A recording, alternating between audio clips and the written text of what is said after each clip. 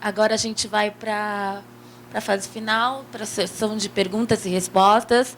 Gostaria de convidar todos os palestrantes para subirem aqui ao palco, por favor. E a Persília e a Juliana, se puderem vir aqui apresentar fono, por favor. Boa tarde a todos. Minha mãe foi paciente de esclerose lateral amiotrófica, acompanhada desde o início da associação. Tenho muita gratidão por essa equipe, que é, para mim, uma família, verdadeiramente. Foi muito bem colocado a questão dos direitos e deveres. E queria saber se a facilitação em exame de ressonância acelera o processo de investigação nas doenças neuromusculares. E como isso será possível, sendo que a dificuldade dos aparelhos respiratórios, que é um aparelho vital, está tendo dificuldades. E na questão das máscaras, também, no caso da higienização, na condição da pessoa utilizar o aparelho por 24 horas, a pessoa tem que ter várias máscaras. Isso é possível via SUS? Há décadas atrás, a pessoa tinha muita dificuldade de conseguir a máscara e a troca só era possível no caso de quebra, algum dano, né? Como isso pode ser feito de imediato? Em relação, primeiro, ao diagnóstico, né? Direitos e deveres. Do diagnóstico é o direito do indivíduo tê-lo o melhor possível, e é um dever da equipe médica fazê-lo da melhor forma possível, e do Estado, de permitir também. Não é só a ressonância. Dentre os exames que são solicitados para que nós tenhamos depois até a dispensação de medicação de procedimento, eles exigem lá eletroneuromiografia, ressonância magnética. Dá para entender a eletroneuromiografia, porque ela pontua onde é que tem a alteração. Agora, a exigência da ressonância não há necessidade. Se você tem um diagnóstico muito bem definido clinicamente, para que a ressonância? Às vezes, ela é necessária por causa do diagnóstico diferencial. Encarece e você vai colocar uma pessoa, às vezes, para fazer a ressonância, 1 hora, deitada, com insuficiência ventilatória. Aí ela vai sair com problema. É uma prática médica. Só que nós estamos tendo um problema mais grave ainda. Nós não estamos conseguindo fazer a eletroneuromiografia, que é essencial. E a pessoa perde 1 mês, 3 meses, 6 meses, e quando vem o diagnóstico, nós perdemos o momento adequado de fazermos a orientação a mais adequada possível. Ou seja, a equipe não foi adequada, isso eu chamo um pouquinho de negligência, porque não foi atuante, e o Estado também, do que se tem. E vai refletir em outras condutas depois. Então, em relação à ventilação? Na continuidade, a ressonância magnética, os aparelhos de ventilação mecânica, nenhum deles pode entrar na sala de ressonância magnética. Não existe essa possibilidade. Então, se o paciente tiver em ventilação não invasiva 24 horas e necessitar do exame de ressonância magnética, como foi o caso daquele paciente que eu citei que estava com tumor, ele precisou ser traqueostomizado para fazer isso. E aí isso justificava o processo, ele precisava do exame, não é possível, não existe aparelho de ventilação que possa entrar dentro do centro diagnóstico incompatível com a ressonância, não tem. Então, não adianta, tem pessoas que falam, deixa o aparelho do lado de fora, põe uma mangueira comprida, não dá. Então, se o exame for absolutamente necessário por uma questão grave, no paciente que usa 24 horas, precisa ser traqueostomizado para fazer com o aparelho compatível da sala de ressonância. E se for no início do diagnóstico, o paciente não vai estar usando 24 horas e ele, se tiver condições, vai fazer sem o equipamento. Mas aí entra a questão que a doutora Cari falou, né? Exame caro e, enfim, tem tantas outras coisas, a gente não consegue nem gastrostomia, enfim, aí a questão é ampla. Em relação às máscaras, o SUS disponibiliza uma interface a cada 6 meses. Como fazer de imediato? Eu só vou ganhar uma do SUS, né? Passa na Brela, a gente tem. Fala comigo, eu sempre tenho. Quem não conhece a gente, não conhece a Brela, judicializa, direitos.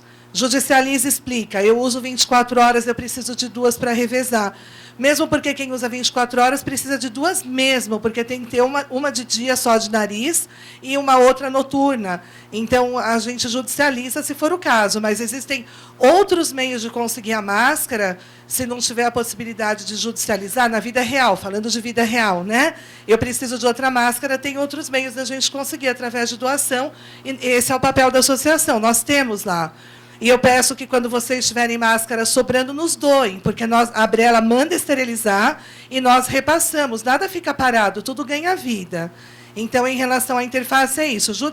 Pelo SUS, 1 a cada 6 meses, mas podemos fazer um relatório pedindo mais uma interface.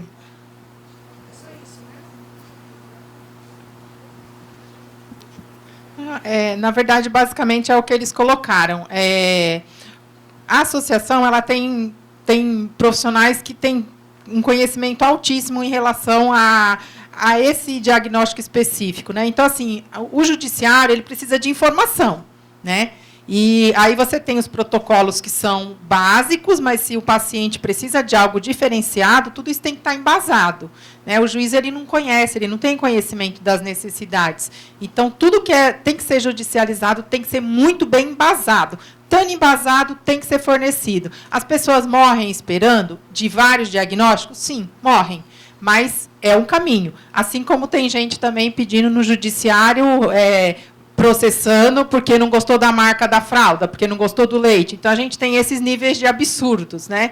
Mas direito é direito e a vida e a qualidade de vida é primordial. Então, estando embasado com evidência, tem que judicializar. Não se esqueçam de um detalhe importante. Nós somos governo. O Estado somos nós. Se nós gastarmos mal, a gente está jogando dinheiro fora. Nós estamos jogando dinheiro fora. Se judicializarmos, nós estamos jogando dinheiro fora. O que nós temos que exigir é aquilo que é de direito. Saúde é um direito cidadão, dever do Estado, mas com responsabilidade social. E nós temos que ser guardiões dessa situação. Nós temos que guardar isto. Ou seja, nós temos que velar isso que é mais sagrado possível. Não gastar demais. Posso só fechar com uma observação? Nós temos movimentos enormes de mobilização social para conseguir medicamentos de alto custo, como a Inspirasa, no caso das amiotrofias, como célula-tronco, mas a gente não se mobiliza para conseguir o direito a um ventilador, a um coffee assist e uma máquina de tosse, para ser direito adquirido e não ter essa judicialização. Então, a gente se mobiliza para aquilo que parece impossível, porque parece que a gente não acredita mesmo que vai chegar, mas a gente faz todo um movimento. Mas aquilo que é real, que existe, e precisava desse mesmo movimento, dessa mesma força, a gente deixa passar. E por isso que é tanta judicialização. Então, movimentos organizados dentro dos próprios hospitais. Por que os hospitais não podem comprar interfaces, equipamentos de suporte não invasivo adequados? Por que pegar um equipamento de UTI para colocar num paciente que poderia ficar no leito lá? Nem precisava ficar na UTI, podia ficar dentro da enfermaria com suporte ventilatório, mas não tem, só tem ou CPAP ou equipamento de UTI. CPAP não serve, ocupa uma vaga de UTI, onera o hospital, onera o sistema. Por que a gente não se mobiliza, enquanto sociedade, dentro dos hospitais, dentro das clínicas, e faz a coisa certa? E aí a gente não vai ter essa questão da judicialização tão frequente. Ainda antes da pergunta, a doutora Beth, ela comentou, ela falou que não chama doutora sim. Ela comentou um detalhe muito importante. Aquela senhora brigou por algo que era muito caro. Quantos reais? R$25, que era muito caro. Quanto que é o Spinraza para atrofia muscular espinhal, dessa doença que foi comentada de uma forma muito rápida aqui? Por criança, por ano, $750 mil. R$25 era caro, né? Aí, R$25 começou a ficar baratinho. Eu achava que muito caro era tratar esclerose múltipla. R$6 mil por mês, vezes 12 meses, R$72 mil. Ou seja, bem menos do que o Spinraza, do que aparece. Agora, quanto que custa uma máscara? Quanto que custa um BiPAP? Quanto que custa um Coffee Assist? Só que é para sempre, para o indivíduo. Veja quão barato fica.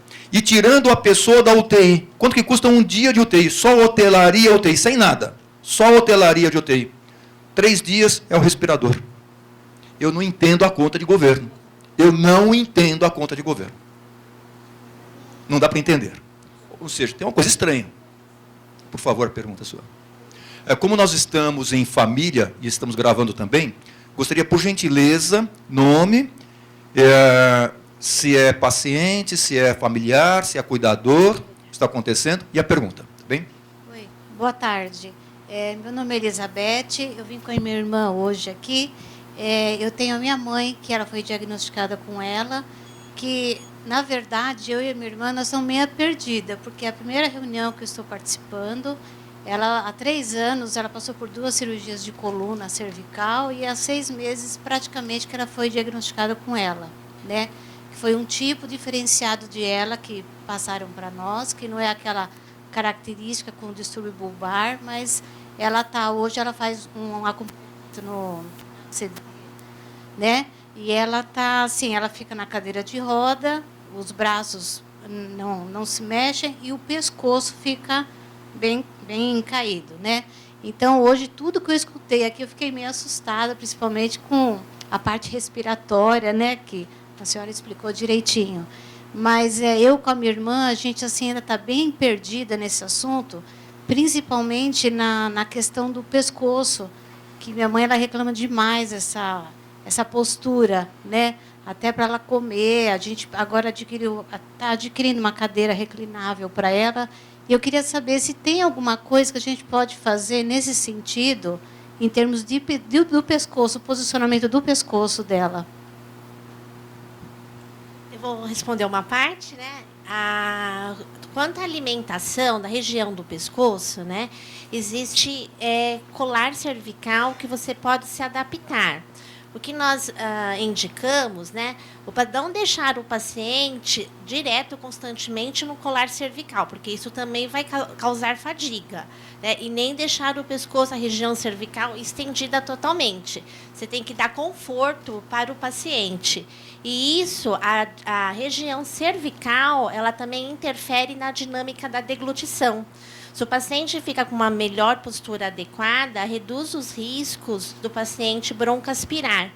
Então, precisa sempre relacionar a fadiga dessa região cervical com a alimentação e com esses procedimentos de colar cervical e sempre dar esse conforto para o paciente.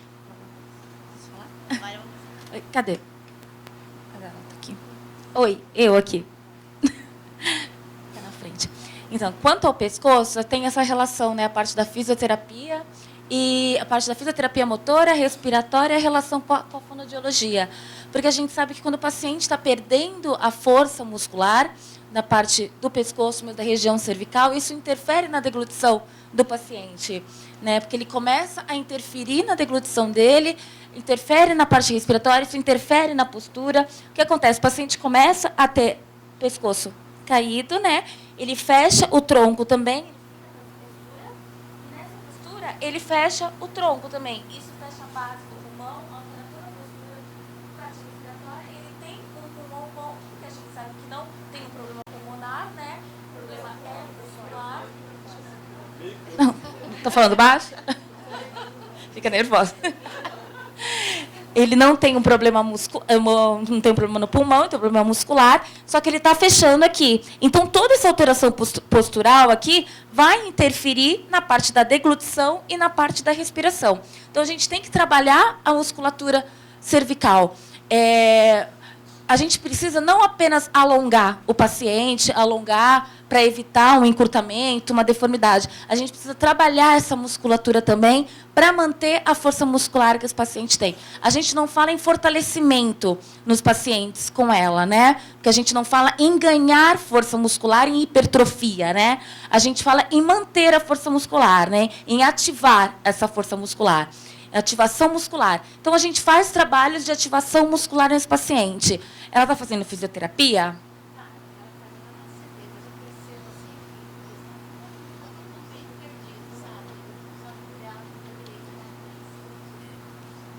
E uma sugestão também é na própria cadeira de rodas adaptar também com o encosto, para ela também ter conforto, o encosto de cabeça. Pegou o recliner agora, né? O recliner e com apoio. E o colar cervical foi o que a Persília falou. Usar em alguns momentos, mas não o tempo todo. Exato. Na hora de comer, não dá para usar, porque vai atrapalhar na deglutição. E se o paciente usar o tempo todo, o que acontece? Se eu tenho, quando uma pessoa tá com gesso, o que acontece com aquele músculo? Começa a atrofiar. Por quê? Porque ele não está sendo usado, ele não precisa ser usado. Se o paciente começar a usar o colar cervical o tempo todo, ele vai mandar uma informação de, tem alguém trabalhando por mim, por que eu preciso trabalhar? O músculo começa a não trabalhar tanto. Então, ele vai evoluindo essa perda de força mais acentuada. Então, ele precisa trabalhar. Se ele tem uma força, ele precisa trabalhar. Então, a gente não pode usar o tempo todo o colar cervical. A gente usa em alguns momentos. Está cansado, né? Quer relaxar, quer ver uma televisão, ou vai vir aqui numa palestra, em algum lugar, ou vai andar de carro para ter bom posicionamento, coloca, mas não o tempo todo, porque senão a gente não tem a ativação desse músculo e isso acelera também a progressão da perda de força do músculo. Lá ela está fazendo TO, né? 35 minutos cada terapia. TO, está fazendo, entrou agora com a fisioterapia respiratória e fisioterapia de solo, né? Que ela tá fazendo. Mas e o psicólogo, né? Está entrando com psicologia junto. Mas a gente está meio perdida ainda, não sabe como lidar com essa patologia ainda. Elizabeth, a Abrela também faz a mediação com os profissionais especialistas. Então, se essas profissionais de várias áreas têm dúvida em relação a pegar alguma dica, pegar alguma orientação, fala para elas entrarem em contato com a Abrela e aí a gente vai explicar. Vai fazer cadastro, mandar material informativo e também falar para elas escreverem um e-mail e a gente encaminha para esses profissionais. Então, eu coloco eles em contato com os especialistas para dar essas dicas. Tá? E sem contar, Elizabeth, que a gente está lá toda quinta-feira, toda segunda-feira, à tarde, toda quinta-feira de manhã, recebendo esses pacientes. Então, quer dizer, se você não passou ainda pelo nosso ambulatório, sua mãe tem a oportunidade de estar sendo marcada, de passar pelo nosso ambulatório para a gente poder orientar, caso a caso, questão a questão. Assim, vírgula. Veja bem. Na Abrela, então, nós somos assistentes sociais que atendem na Abrela. A gente não interfere no agendamento do ambulatório de doenças neuromusculares do Hospital São Paulo, tá? Que é onde eles trabalham, onde eles são voluntários. Então, aí a gente te explicaria, se ela não é paciente deste ambulatório, eu te explico como é que poderia haver esse agendamento lá, como é que começaria lá. Tá? Boa tarde, meu nome é Daiane, eu sou auxiliar de enfermagem. Para a Elizabeth e para a Simone, a pergunta. O meu paciente, recentemente, ele foi fazer a troca da tráqueo. Só que quando chegou lá, fez a troca, tudo. Quando foi à noite, ele não estava conseguindo respirar, mesmo com BiPAP, né? E aí falaram que ele estava com pneumotórax. E encaminharam ele para a UTI. Só que não era pneumotórax, queriam até drenar tudo, fizeram a ressonância e viram que não era pneumotórax, era rolha. Porque no hospital, a físio que faz a aspiração, 3 vezes por dia. E como em casa ele está acostumado a fazer, toda vez que ele sente a vontade, que ele vê que precisa, o desconforto, ele fala e a gente aspira. Só que no hospital não, tem um horário para a físio fazer. E aí isso, ele ficou incomodado, tudo, e encaminharam ele para a UTI. Aí falaram que ele estava com pneumotórax. Até aí a primeira pergunta é para a Simone. Tá? E a outra é porque na UTI, eles não deixaram a esposa dele ficar com ele. Falou que ele não podia estar com acompanhante por causa da idade. Só que ele não tem comunicação com a enfermagem, e a enfermagem fica perdida. E como eles não estão acostumados com os portadores de ela, eles fazem tudo errado. Entendeu? A maioria das coisas, dos procedimentos, está errado. Até a fono, de manhã, foi ofertar o pão para ele e grudou no céu da boca. E ela falou que tinha que pôr espessante na água, na alimentação, em tudo, porque falou que ele não conseguia mastigar. Mas não, era porque ele estava na posição errada. E isso eles não observaram. Então, eu queria saber se realmente, quando ele estiver na UTI, ele não pode ter acompanhante. E se, quando ele estiver hospitalizado, como ele tem home care, a gente não pode estar indo e fazer aspiração. A enfermeira que estiver com ele não pode fazer aspiração no quarto. Tem que esperar a fisio ir mesmo. Olha, é uma saia justa para vocês. Ninguém mandou vocês estarem aí. Mas a minha avó, ela era poderosa. Ela rezava todo dia um rosário. E a parte final, que é o terço, a Ave Maria, cheia de graça, Senhor é convosco, e livrai-me dos médicos, dos hospitais também. Tá bem? Ou seja, ir para o hospital é perigoso. Vocês estão vendo. E os protocolos são perigosos. Porque o protocolo é para uma média, mas não é para a diferença. Nossa Senhora! Aí que é o terrível. Não, e a mulher não sabe nada, não é isso? A pessoa está bonitinha, arrumadinha, até quando chega no hospital. Cuidado com o hospital. Eu não se eu gaguejasse, eu gaguejava. Mas eu não gaguejo, eu tenho que falar. É o seguinte, eu falei que o fisioterapeuta Miguel Gonçalves, que é uma referência em Portugal, disse que nós somos maníacos por protocolos, né? Maníacos. O protocolo fala 3 vezes ao dia no horário que o profissional está disponível. Se nós não fôssemos maníacos por protocolos, nós sacaríamos o seguinte: existem pacientes agudos de UTI, pacientes que precisam de cuidados intensivos, pacientes sedados, curarizados, em procedimentos cirúrgicos ou não, que são pacientes, de fato, de UTI, onde nenhum de nós, leigo, familiar, cuidador, pode pôr a mão. Pacientes com hipertensão craniana, coisas que nós não podemos pôr a mão, não sabemos mexer e não devemos. Existem pacientes crônicos que não deveriam estar na UTI. Pacientes de doença crônica, e mais uma vez eu falo, fazendo o quê na UTI? Né?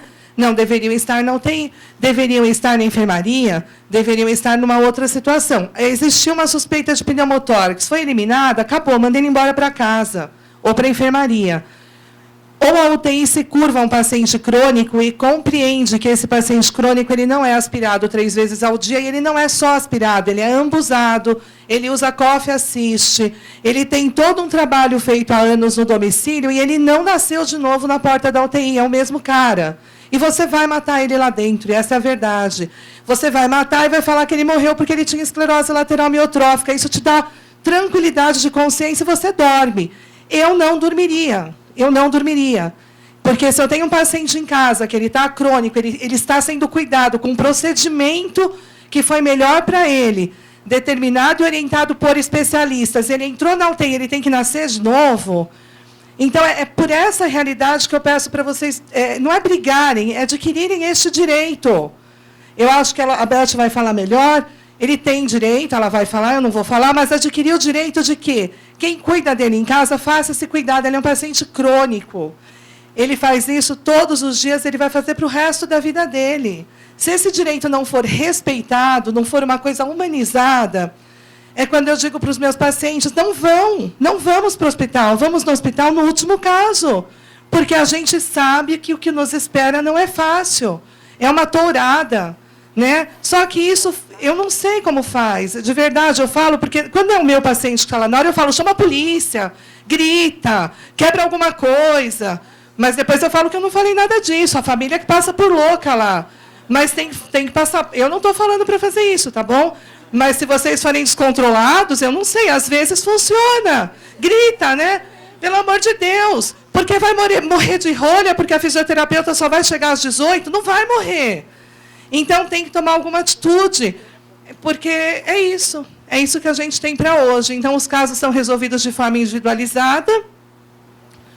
As melhores resoluções são aquelas onde nós temos os melhores profissionais humanizados dentro das UTIs e que sabem que o doente crônico não é um protocolo, que sabem que a família entende mais da doença do que qualquer um de nós.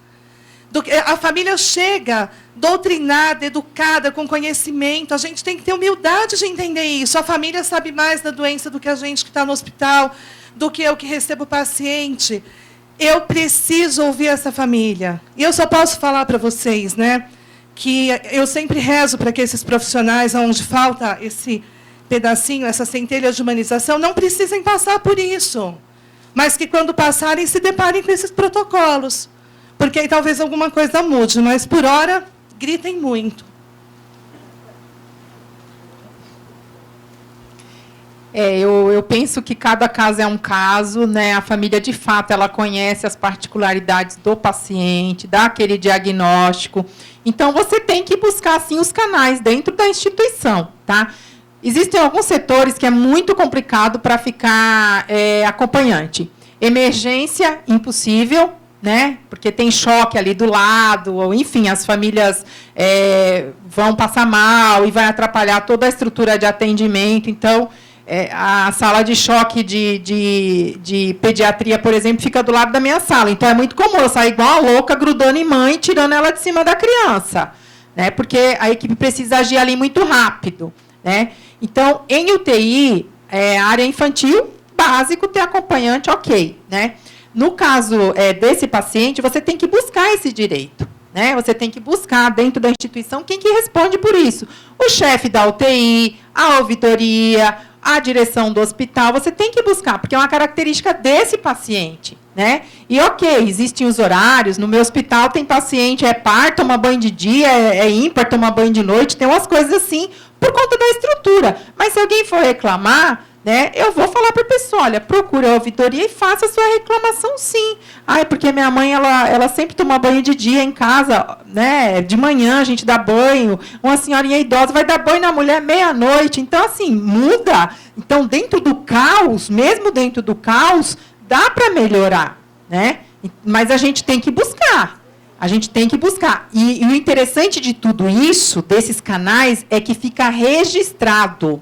Ouvidoria fica registrado, tá? Então, é muito importante que a gente sempre busque canais que fiquem registrado, porque isso garante o direito, caso venha acontecer algo, né? E isso traz mudança. Então, a gente tem que saber onde reclama e sempre buscar os nossos direitos, sim.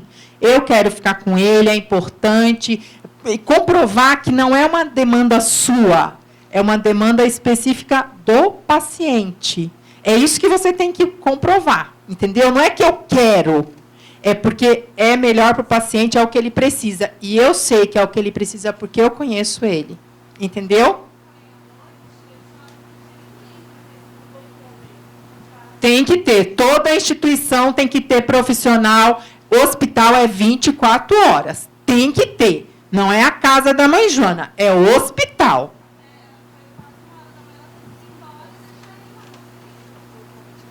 Não, tem que ter, tem que ter. E isso não é nem hora de sair de hospital, né? Às vezes a pessoa não tem carro, não pode pagar Uber, vai ficar se arriscando por aí, tem que ter. E sempre quando alguém falar, você sempre pede as coisas por escrito.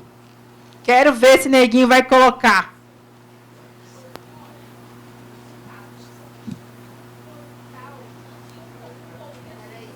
Então, só assim, é interessante, porque tenhamos também um tempinho para outras pessoas, depois a gente volta a conversar a respeito disso.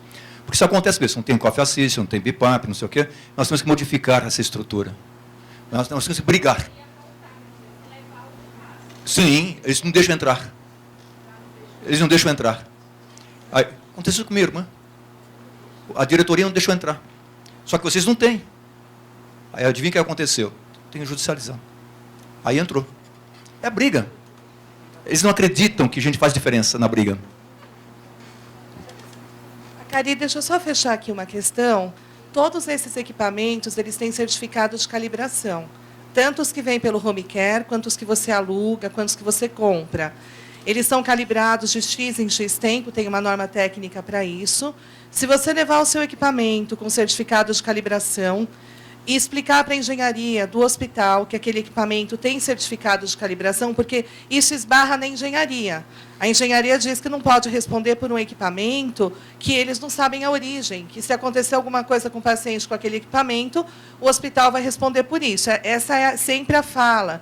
Então, se você leva o certificado de calibração e conversa com a engenharia e conversa com o médico intensivista, você tem uma grande chance do equipamento entrar no hospital. Eu sempre peço para as pessoas que façam isso. Vários hospitais, eles aceitam isso sem problema nenhum. Outros realmente não aceitam, aí judicialização. Mas é uma regra da engenharia. E você consegue resolver essa regra, sim.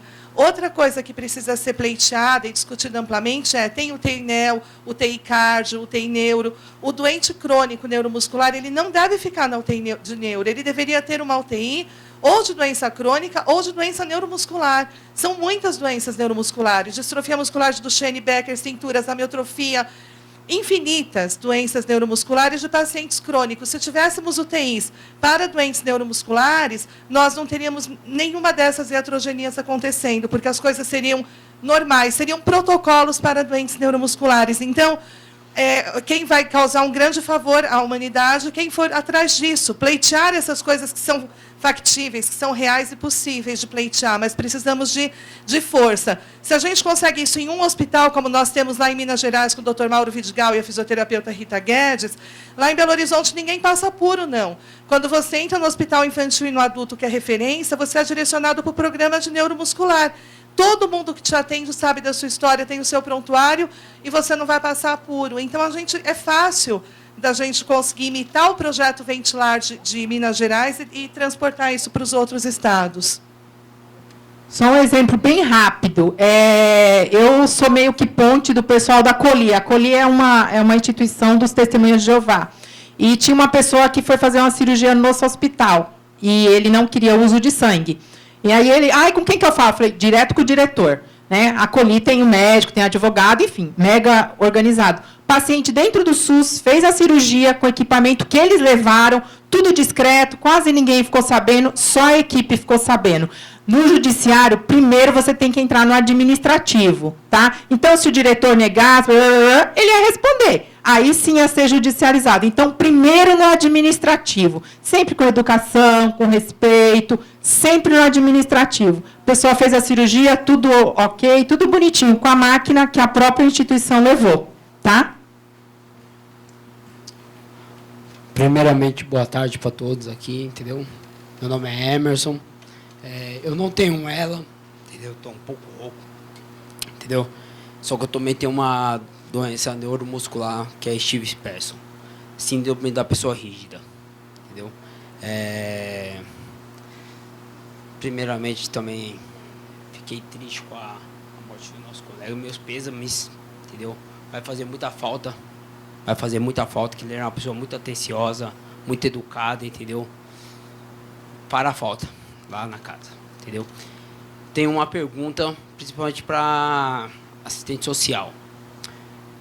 Eu fazia hidroterapia no SER, lá perto, próximo da minha casa. Hidroterapia para mim era ótimo. Eu evoluí muito lá, entendeu? Prefeitura, né? Tá bom da Serra ainda, para variar. E nesse tempo, me dispensaram, tudo bem, não era para ter dispensado. A piscina ficou 1 ano parada, quebrada. 1 ano.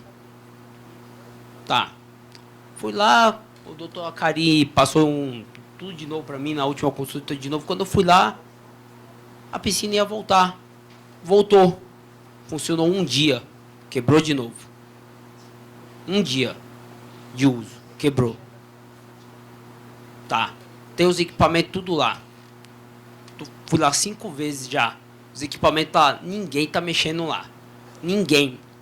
Não tá tendo um funcionário da prefeitura ou que vai lá ver se tá tendo, sei lá, como diz a palavra, uma manutenção lá para ver se tá... Eu tô indo lá ver se tá tendo alguém para mexer na piscina lá, para ver se arruma a hidro. Porque não é só por mim, é por todos que precisam, entendeu? Não só por mim, entendeu? Porque várias pessoas precisam lá, né? Eu queria saber o que eu posso fazer, o que eu tenho que fazer para mim estar... Porque deveres e direitos, né? Eu tenho o meu dever e o meu direito. O meu dever é o quê? Me tratar. E o meu direito é cobrar, não é? O que eu devo estar fazendo nesse meu caso para a prefeitura da minha cidade, que é Taboão, divisa com São Paulo, ali do lado, para essa hidroterapia, senão vai ficar mais um ano parado, entendeu? A gente perdendo tempo e eu perdendo tempo também de me recuperar, que é o que eu quero, entendeu? Que o doutor Acari sempre joga a gente lá para cima, para a gente ter uma fé. Isso eu tenho muito, entendeu? Eu tenho muita fé. Eu sei que eu vou voltar. Eu tenho certeza, entendeu? Eu tenho. Eu sei. No meu coração eu sei que eu tenho, entendeu? E ele sempre me joga lá pra cima e eu acho que é por isso que eu tô melhorando também. Ele me viu a primeira vez, eu nem andava. Hoje eu consigo andar. Graças a Deus. Não consigo correr, mas andar eu consigo. Eu ando meio tortinho também, mas eu ando, entendeu? Então eu queria uma instrução, o que eu devo fazer nesse caso meu, entendeu? Porque se é direito e deveres, eu quero fazer o meu dever, mas eu também quero o meu direito também, e eu quero saber como eu devo agir, tá bom? Obrigado. Se puder me ajudar a responder. Na verdade, você pode e deve buscar os órgãos de direitos, né? Então, Secretaria da Saúde, Ministério Público, né, que é a Defensoria Pública, pode fazer denúncia em mídia. O povo só faz denúncia e de bobagem na mídia. Faz uma denúncia, tenta conseguir uma denúncia em mídia para você ver se não arrumam rapidinho, né? Mas vias de cidadania, Secretaria da Saúde e a Defensoria Pública. Tá? Tem que botar a boca no trombone mesmo. Isso é dinheiro nosso que está sendo jogado no lixo e que alguém que deveria resolver não está resolvendo. O Emerson chegou lá no ambulatório, querendo melhorar bastante. Eu falei, vai. Ele falou, tenho o segundo desejo. Qual, filho? Eu quero ver o Palmeiras ser campeão mundial. Eu falei, esquece.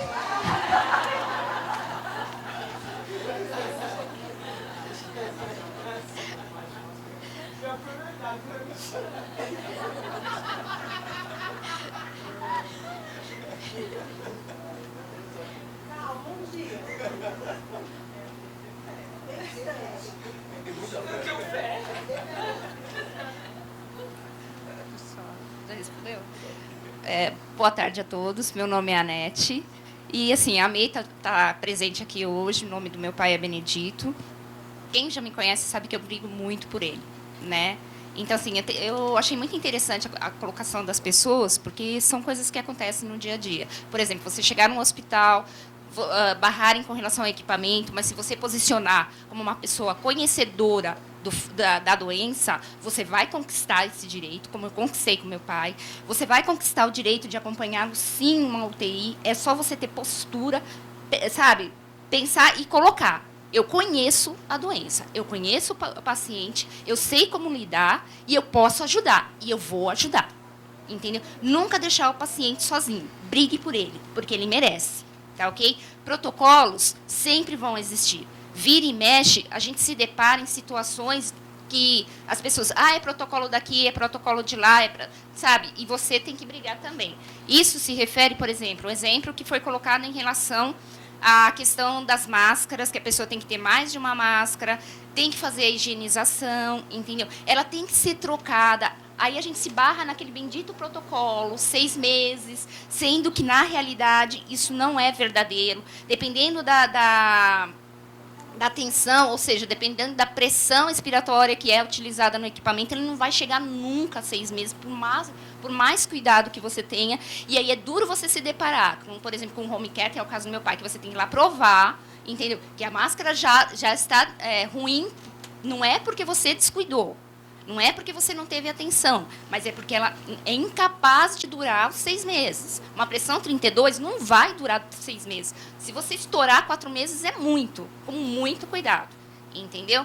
E aí você brigar com o home care que trabalha em cima de protocolos. Então, isso, aí é que eu falo, né? Gente, brigue, peça apoio às pessoas, entendeu? É mais um depoimento.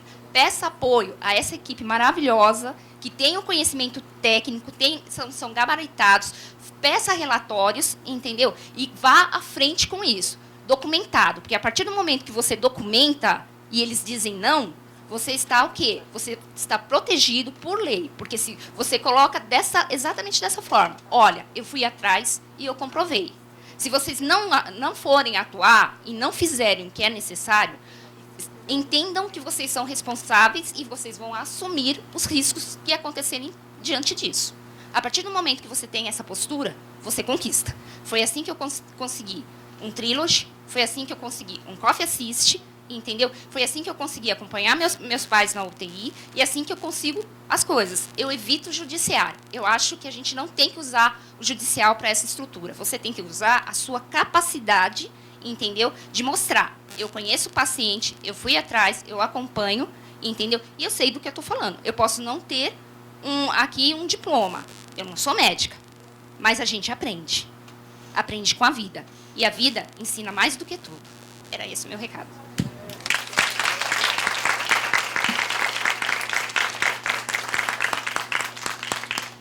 Quem falou tudo isso foi a Nete, tá bom? Tá? Não preciso falar mais nada, obrigado. A gente tem só mais uma pergunta, porque a gente já estourou o horário. Vão ter 2 perguntas. 2? Uma Tá bom, moça então. e um moço, né? Você já fez a sua? 2 já? perguntas, então, tá bom? Boa tarde a todos. Meu nome é Priscila. O meu pai foi diagnosticado com ela em agosto. Ele está sendo acompanhado pela doutora Simone, pelo doutor Marco Antônio. E é uma enxurrada de coisas que a gente tem que correr atrás. E, assim, eu estou lendo muita coisa, eu estou vendo muita coisa. Ele não tem convênio médico. Então, a gente está fazendo tudo, assim, do nosso bolso. Então, o doutor Marco Antônio, ele passou a metilcobalamina, ericesterina. Não sei se isso é possível conseguir pelo SUS, porque é um medicamento caro e isso tem que ser comprado mensalmente. Então, não sei se isso pode ser pedido pelo SUS ou se a gente vai ter que entrar judicialmente para conseguir isso.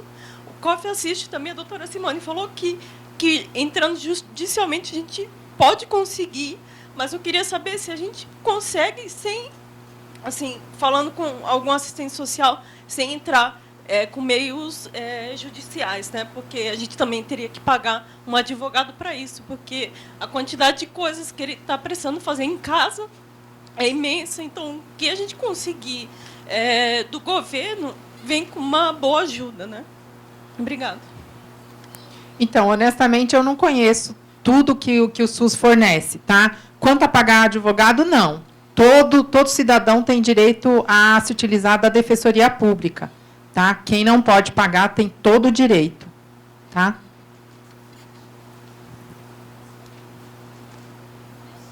Mas em questão da medicação, você metilcobalamina. sabe se... Porque o Riluzol a gente conseguiu pelo SUS. É uma mas... portaria, né, Priscila? O Riluzol já está efetivado por uma política pública. Então, na portaria que regula a distribuição do Riluzol para pessoas com ela. A metilcobalamina, até um tempo atrás, a gente não orientava a entrar com judicialização. Porque, a doutora Cari pode até me ajudar um pouquinho, porque não tinha,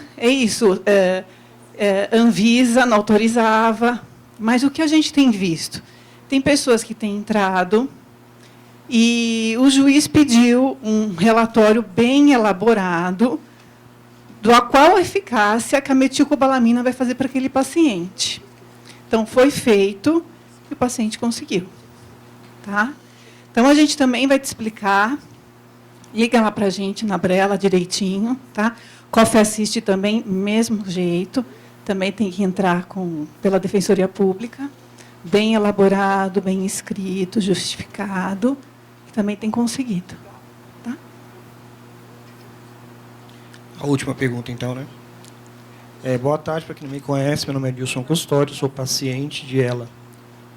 Nas últimas semanas, surgiu na internet, e isso virou um borbulho aí de comentários, informações, surgiu um possível novo tratamento com uso térmico, né, nos Estados Unidos e alguns pacientes, principalmente quem está no começo, que você tem um diagnóstico de uma doença que não tem cura, que ela é progressiva e fatal. Né? É muito difícil você receber esse diagnóstico. Então, muitas pessoas me procuraram, muitas pessoas têm tem buscado na rede social isso como um possível milagre. Não sei se o doutor Carito sabe que eu estou falando desse caso aí, né? Então eu gostaria, aproveitando até que a gente está filmando, e para quem não está aqui presente, poder acessar essa informação, qual é o posicionamento da Abrela quanto a esse possível tratamento milagroso? Eu trabalho com doenças neuromusculares desde 1982. Ou seja, faz tempo já. Esclerose lateral amiotrófica, de uma forma bem efetiva, desde 1988. É um tempo também. E neste período, nós fomos passando por várias fases da situação. E foram aparecendo momentos assim dos tratamentos miraculosos. Dentre eles, célula-tronco. Quantas pessoas foram para fora do país, aqui mesmo no país, fazerem, entre aspas, tratamento com célula-tronco? Nós não temos tratamento com célula-tronco, mas foi colocada uma fortuna na mão de pessoas que falavam que tinham tratamento com célula-tronco. Falando-se em esclerose lateral amiotrófica, nós temos um histórico de possíveis medicamentos, assim, um histórico extenso, enorme, grande, muito grande. Quando se fala em tratamento, o tratamento tem um ritual. Laboratório, fase 1, que é voluntário sadio, fase 2, que é paciente, para saber se aquela proposta tem segurança. Se tiver segurança, vai para a fase 3, que é o duplo cego randomizada, metade o procedimento terapêutico, metade o placebo, parece que funciona. Vai para a fase 4, que é efeito adverso remoto, tardio, registra o tratamento, e aí do registro vai para a Anvisa, por exemplo, a Agência Nacional de Vigilância Sanitária. Para entrar no SUS, tem a Câmara Técnica, chamada Conitec, depois SUS, compra, e aí está o tratamento para todo mundo. O que nós trabalhamos na Abrela, na neuromuscular, é que o tratamento seja disponibilizado para todos. Essa é a briga. Eu não faço prescrição daquilo que não passe por esse rito. E valeu a pena até hoje. Aquilo que faz diferença, a gente briga. Dentre eles, por exemplo, a ventilação mecânica. É o que modifica. É o que nós estamos brigando agora em relação à parte nutricional também. Em relação às propostas novas, será que essas propostas atingiram este rito? 1, 2, 3 e 4? E vamos na pesquisa pronta, naquela que foi apresentada. Não tem esse rito. Se não tem, é aproveitamento da angústia da pessoa, se não tiver. Segundo, tem registro daquilo em agências que controlam os ritos, ou seja, as pesquisas? Tem um site americano, que é do FDA, onde que se registra tudo relacionado a tratamento. E no FDA tem o site chamado clinicaltrial.gov. Não está lá. Então, qual que é a interpretação? É aproveitar da ansiedade e angústia das pessoas. Nós não podemos jogar dinheiro fora.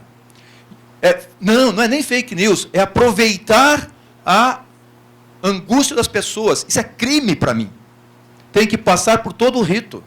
Ah, não, a doença é muito rápida, mas se você retira da pessoa a esperança, aí sim, assim é um problema grave que você está fazendo.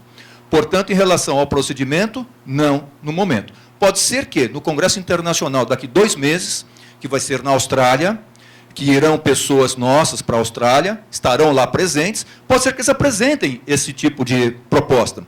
Porque, às vezes, na literatura, tem o salto espetacular, o que aconteceu, por exemplo, com a vacina para a difteria. Por exemplo, o que aconteceu com a vacina para a poliomielite. O que tem acontecido para algumas doenças imunológicas. O que aconteceu para a atrofia muscular espinhal, com uma medicação que é dada uma única vez, parece, para aquela criança muito nova, a doença ela é, entre aspas, curada também. Ou seja, a pesquisa pode ser assim, rápida, mas, do ponto de vista geral, tem que passar por todo aquele rito. Dentro dessa situação, postura da Abrela neuromuscular, nós não prescrevemos esse tipo de situação, porque é aproveitar. E essa pessoa ela não estava presente nos eventos ligados à esclerose lateral amiotrófica. Tá bem? Então, a posição nossa, até o momento, não. E não entrem nessa situação. Célula-tronco na China, célula-tronco na Ucrânia, célula-tronco em Trinidad e Tobago, célula-tronco... Não, fujam disto. Lutem por aquilo que é de direito, que as pessoas estão colocando aqui hoje. Isso é palpável. O que modifica a história da doença? Sinceramente, o que modifica não é o Riluzol. O Riluzol é catalisador para a pessoa procurar informação.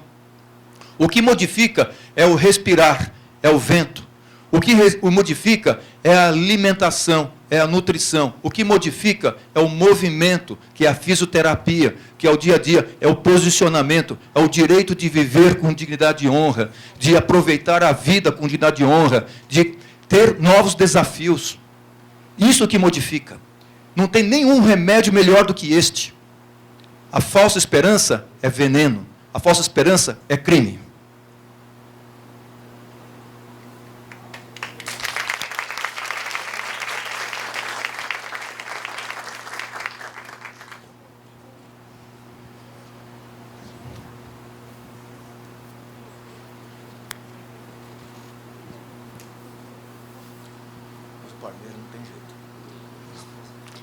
Muito obrigada pela participação de todos. A gente tem 2 livros aqui para sortear. Eu vou pedir para os visitantes, né, para escolherem um número para a gente.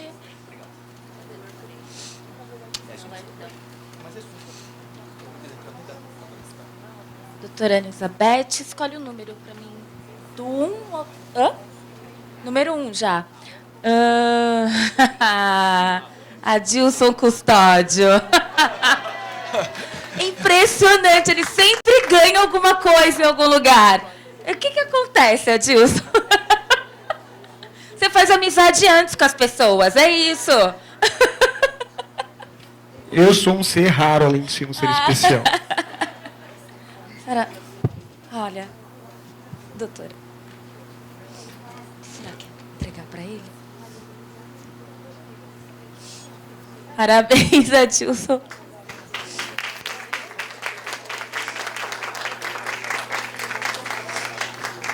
E agora eu vou pedir para a doutora Kátia, do número 1 até... O número 1 não vale mais. Até 176. Vamos ver, 69.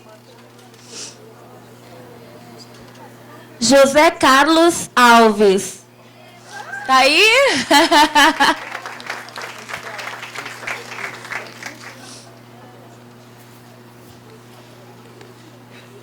Então, é isso que eu fiquei pensando. Eu falei, que sorte!